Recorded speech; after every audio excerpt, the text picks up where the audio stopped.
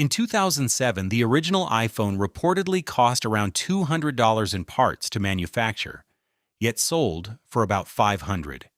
Today, that gap is even bigger, and somehow, people still line up around the block to pay it, some sleeping outside stores overnight for a device they could simply order online in the morning. This isn't a story about phones. It's a story about your brain and how one company learned to shape consumer behavior better than almost any company in history. Meet Sam. Sam just walked into an Apple store to buy headphones. There's a $19 pair on Amazon. There's a $249 pair right here.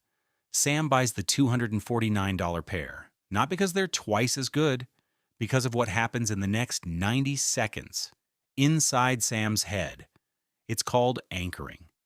The first number you see changes what expensive even means. Apple doesn't sell you one product. It sells you a shelf. Put a $249 pair next to a $549 pair, and suddenly $249 feels like the smart choice, even though alone it would feel outrageous. You're not comparing price to value. You're comparing price to price. And Apple doesn't stop at the shelf. Walk into any Apple store and notice what's missing. No cluttered shelves, no flashing sale signs, no desperate discounts. Just glass, wood, and space. Lots of empty space. Retailers spend decades learning that clutter signals bargain and emptiness signals luxury.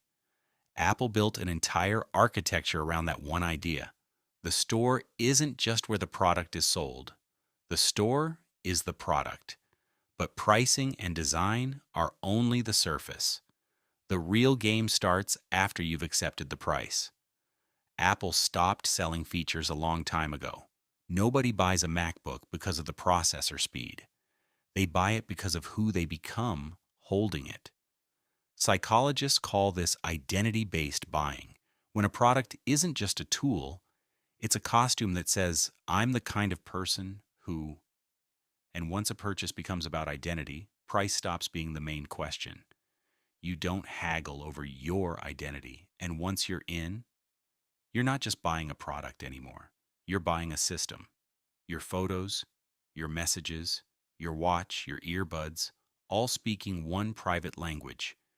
Even the color of a text bubble becomes a quiet social signal, dividing rooms of teenagers into who belongs and who doesn't.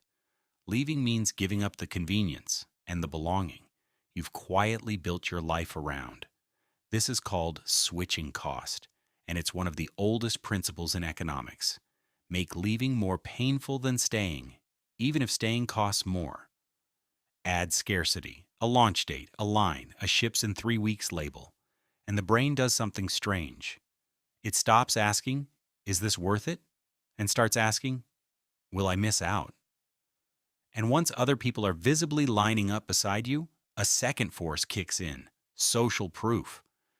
If this many people believe it's worth waiting for, some part of your brain assumes they must know something you don't. Apple didn't just build a product line.